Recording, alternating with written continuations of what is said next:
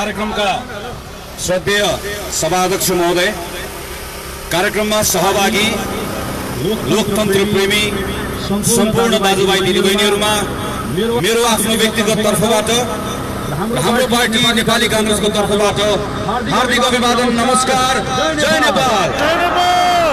यहाँभन्दा केही सय मिटर पर संसदको भवन छ।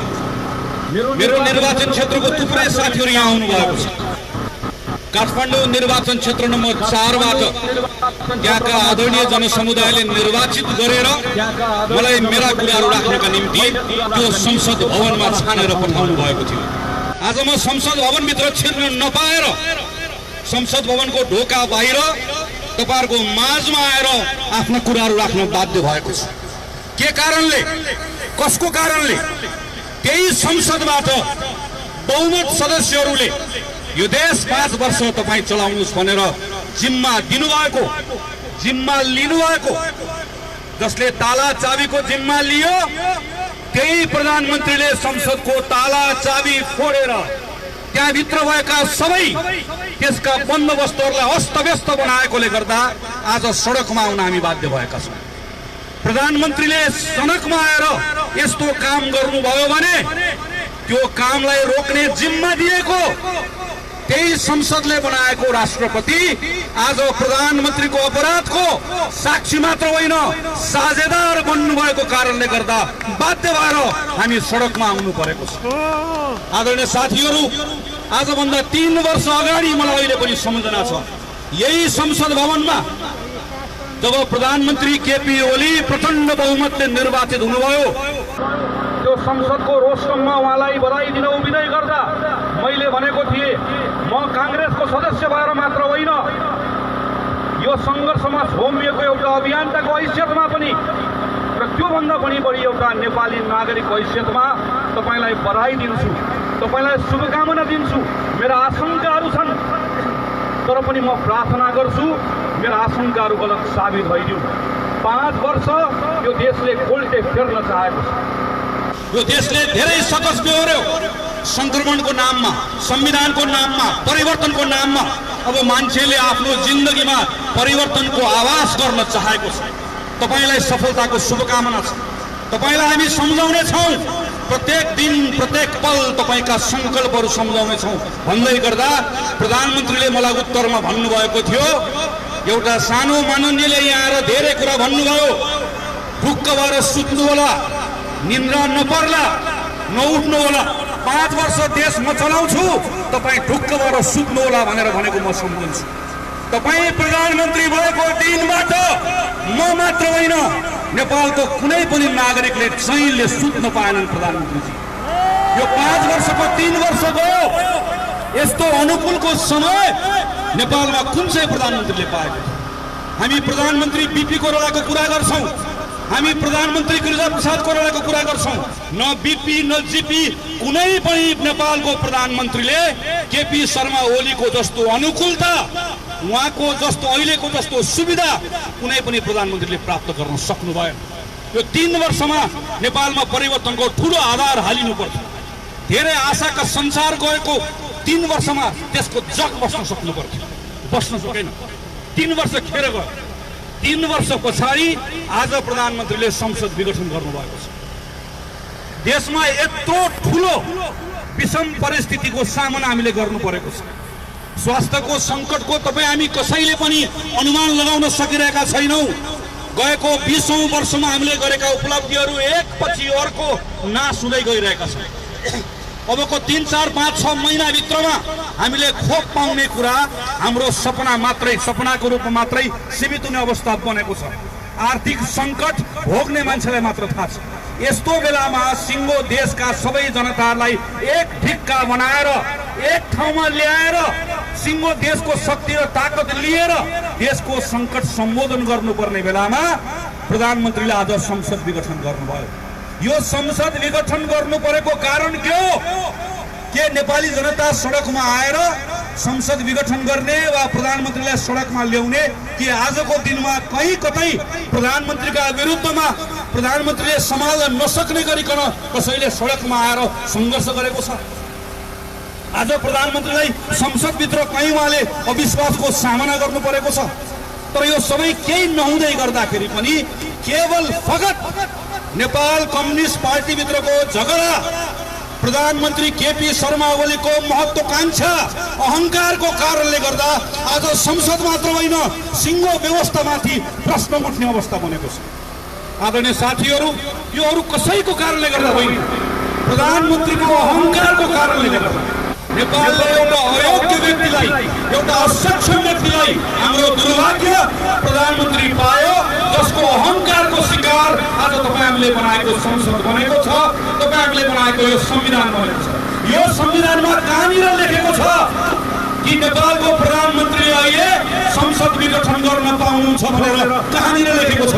केही साथीहरू 2047 सालको संविधानको आधारमा 48 सालमा बनेको कांग्रेसको सरकारले गरेको मध्यावधि निर्वाचनको प्रसङ्ग उल्लेख गरिरहेका छन्। यसै कारणले गर्दा यो संविधान सभाभित्र बसेर पहिलो संविधान सभामा नसकेर दोस्रो संविधान सभामा लामो छलफल गरेर यसै गरिकन संसद विघटन गर्ने अवस्था नआओस् भनेर संविधानको धारामा यस्तो शङ्का बहुलक्षी प्रधानमन्त्रीले कुनै दिन संसद विघटन गर्न भनेर जोगाउने धाराहरू यो संसदले प्रधानमन्त्री छान्न सकेन भने भएको प्रधानमन्त्रीले विश्वासको मत गुमाउनु भयो भने मात्रै त्यो बेला मात्रै संसद विघटनको अवस्था आउन सक्दछ। स्पष्टसँग संविधानको धारामा हामीले लेखेका छौँ, यो संसदले कुनै बहुमत भएको प्रधानमन्त्री बनाउन सकेन, दुईमा दुईभन्दा बढी दल मिलेर पनि प्रधानमन्त्री बनाउन सकेन। एउटा व्यक्तिले अल्पमतको आधारमा प्रधानमन्त्रीको रूपमा आयो, बहुमत पुर्याउँछु भन्यो, तर प्रधानमन्त्री बनाउन सकेन भने मात्रै त्यो अवस्थामा मात्रै संसद विघटन गर्न सक्दछ। यति कुरा राष्ट्रसँग लेख्दै पनि प्रधानमन्त्री केपी शर्मा ओलीले संसद विघटन गर्ने सिफारिस गर्नुभयो। त्यो सिफारिस बोकेर राष्ट्रपतिको कार्यालयमा जाँदै गर्दा राष्ट्रपति विद्यादेवी भण्डारीले यही संसदको शपथ खानुभएको होइन। राष्ट्रपति विद्यादेवी भण्डारी आजदेखि तपाईँ र मेरो राष्ट्रपति होइन। विद्या भण्डारी केपी शर्मा ओलीको ग्याङको एउटा सदस्य मात्रै हो। हामी घोषणा गर्छौं, संसदको यो बहुमतबाट प्राप्त गरेको राष्ट्रपति आज यही संसदका विरुद्धमा अपराधमा उत्रिन्छन् भने उनी हाम्रो राष्ट्रपति हुने नैतिकता वैधता उनले राख्दिनन्। आजको दिनमा हामीलाई जिरो भए पनि एउटा आशा हामी सबैले बोकेका थियौं। प्रधानमन्त्रीले लहर र सनकमा आएर संसद विघटनको सिफारिस गर्दै गर्दा त्यो ठाउँबाट रोकिन्छ कि भन्ने मलाई त थिएन, तर केही साथीहरूलाई आशा थियो, रोकिएन। राष्ट्रपति आज आफै अपराधको साझेदार हुनुहुन्थ्यो, आज त्यसलाई फेरि पुनर्पुष्टि गर्नुभएको छ। त्यसैले आदरणीय साथीहरू, म फेरि एकपटक तपाईहरुलाई आग्रह गर्न चाहन्छु, यो त्यसै भएको होइन, यो रातारात भएको होइन। गएको 2-3 वर्ष हामीले लगातार हेर्यौं, यत्रो अवसर प्राप्त गर्यो, यत्रो मौका प्राप्त गर्यो, यत्रो अवसर र मौका खेर पर्यो। आज यतिका धेरै साथीहरू सडकमा आउनुभएको छ, देशभरि थुप्रै ठाउँमा आउनुभएको छ। योभन्दा पहिला पनि व्यवस्था ठिक छैन भनेर पनि युवा साथीहरू सडकमा आउनुभयो। म युवा साथीहरूलाई पनि आग्रह गर्न चाहन्छु, यो यस्तै थियो, केही नेपालका राजनीतिक दलका केही राजनीतिक नेताहरूले गरेको गल्तीको आधारमा त्यो बेलामा कतिपय दक्षिणपन्थी शक्तिले हामीहरूको भावनासँग खेल्दै योभन्दा शासन राम्रो हामी दिन्छौँ भनेर सडकमा आए, सडक तताए। उनले त्यो अवसर पनि लिए, तर 2-3 वर्षमा देशको हालत के भयो हामी सबैले भोग्यौँ। त्यसैले यो बेलामा यो संविधानका विरुद्धमा अपराध गर्ने अपराधीलाई सडकबाट ठेकान लगाऊ, संविधानलाई होइन। यो संविधान हामीले बनाएको, यो व्यवस्था हामीले ल्याएको, यो व्यवस्थाका विरुद्ध अपराध गर्ने राष्ट्रपतिलाई ठिक लगाऊ, यो व्यवस्थाका विरुद्ध अपराध गर्ने प्रधानमन्त्री केपी शर्मा ओलीलाई ठेगान बनाएर, तर व्यवस्थाका विरुद्धमा उठ्ने आवाजहरूलाई पनि हामीले सचेततापूर्वक बुझ्न आवश्यक छ। यो व्यवस्थालाई पनि सँगसँगै जोगाउन आवश्यक छ। त्यसैले म सबै साथीहरूलाई आग्रह गर्न चाहन्छु, यो बेलामा सबैले सचेततापूर्वक यसको विरोध पनि गरौँ, तर सँगसँगै व्यवस्था विरुद्ध उठ्ने आवाजहरूलाई सँगसँगै चिन्हित गर्न गरौँ। म यही मञ्चबाट नेपाल कम्युनिस्ट पार्टीका अरू नेताहरूलाई पनि भन्न चाहन्छु, म पुष्पकमल दाहाल प्रचण्डलाई पनि भन्न चाहन्छु, म माधव नेपाललाई पनि भन्न चाहन्छु, आजको यो अवस्था केपी ओलीको कारणले गर्दा मात्र आएको होइन, प्रचण्ड र माधव नेपाल हुत्याएर भएको कारणले गर्दा यत्रो महिनासम्म यही सदनमा उभिएर मैले भनेको मलाई याद छ, तपाईको प्रधानमन्त्री बिरामी हुनुहुन्छ, विश्राम दिनुहोस्, तपाईको बाबालाई घरमा विश्राम दिनुहोस्, राख्नुहोस् भनेर भनेको म सम्झन्छु। मान्नु भएन। तपाईको प्रधानमन्त्री भ्रष्ट हुनुहुन्छ, तपाईको प्रधानमन्त्री अनैतिक हुनुहुन्छ भन्दै गर्दा मान्नु भएन, पत्याउनु भयो। आज 2-2.5 वर्षपछि हिसाब किताब नमिलेपछि आरोप पत्र लेखेर ल्याउनुभयो। यत्रो दिन छलफल गर्नुभयो। यो संसदीय व्यवस्था भएको देश हो।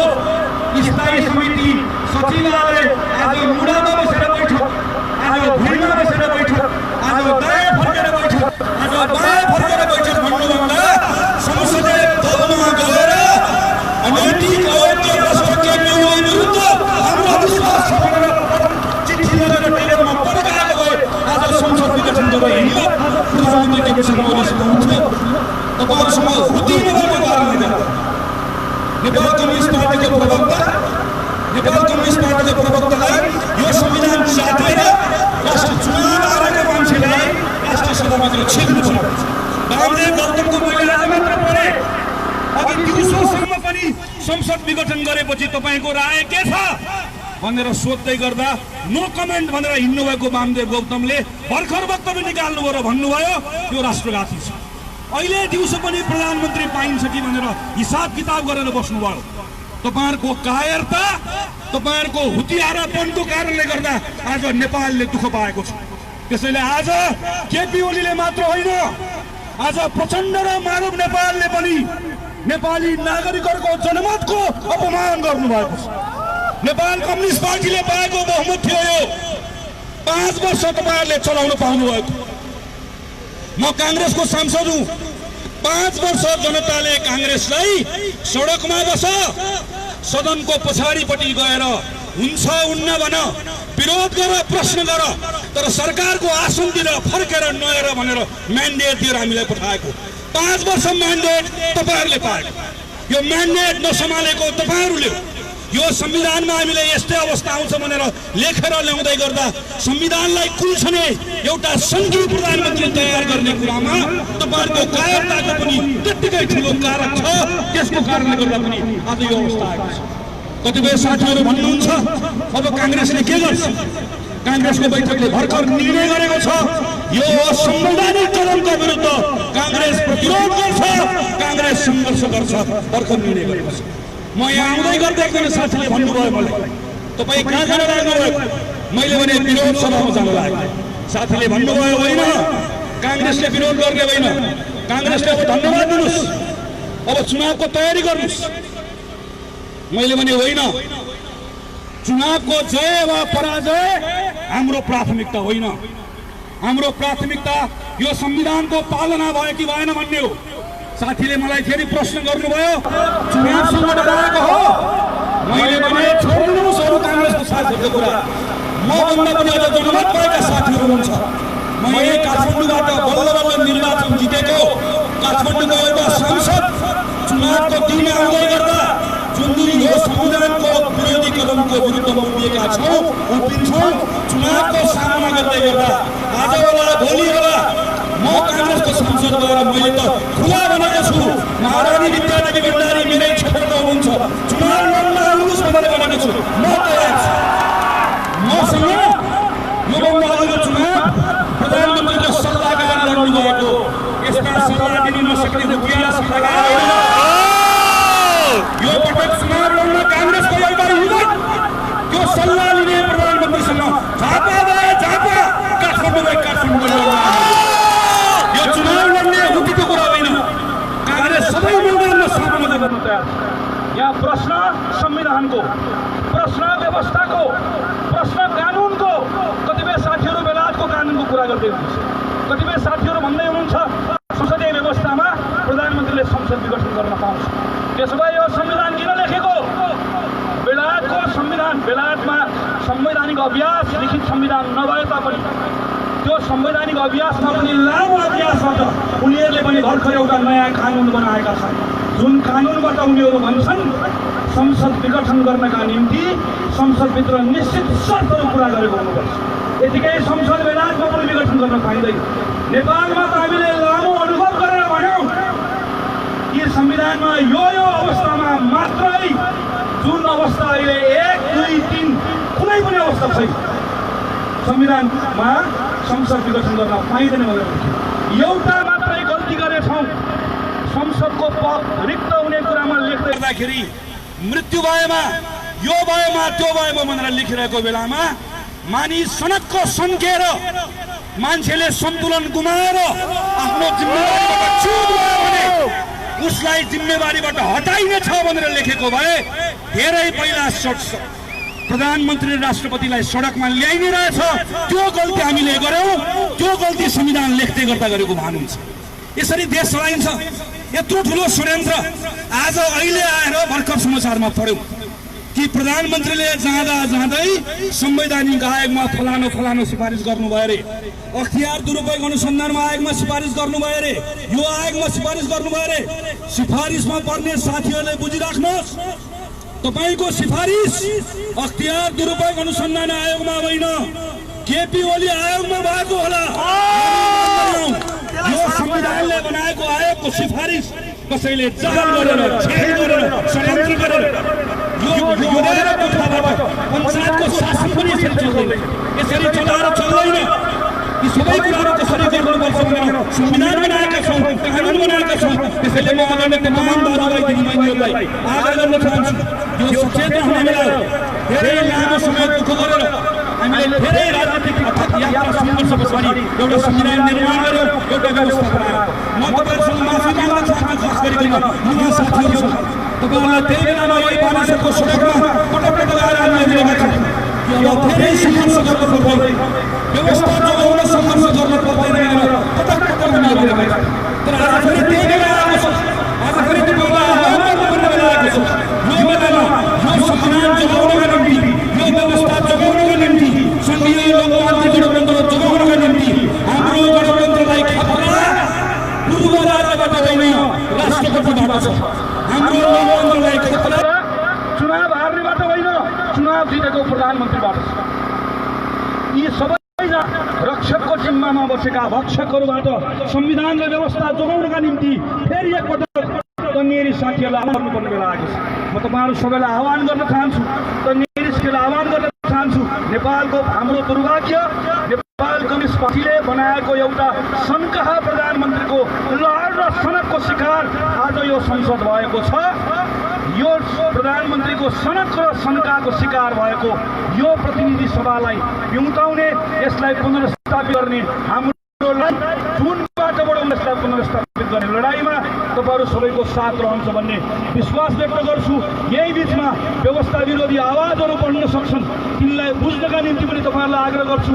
साथीहरूलाई कुनै अलबलमा नपर्दिन आग्रह गर्न चाहन्छु। काङ्ग्रेसका साथीहरूलाई यो बेलामा धैर्यतापूर्वक जिम्मेवारीका साथमा पार्टीले घोषणा गरेका सङ्घर्षका कार्यक्रममा सहभागी हुन तपाईँलाई आग्रह गर्न चाहन्छु।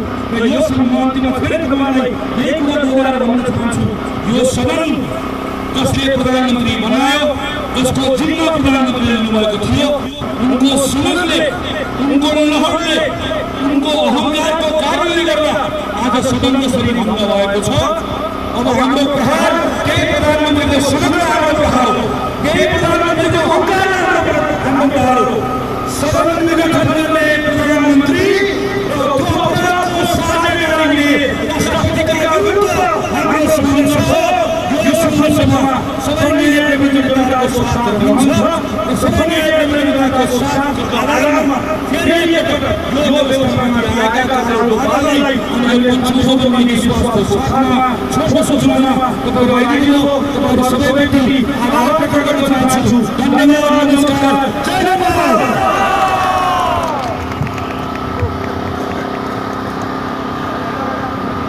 धन्यवाद। नेपाली कांग्रेसका केन्द्रीय सदस्य आदरणीय गगन कुमार थापाज्यू।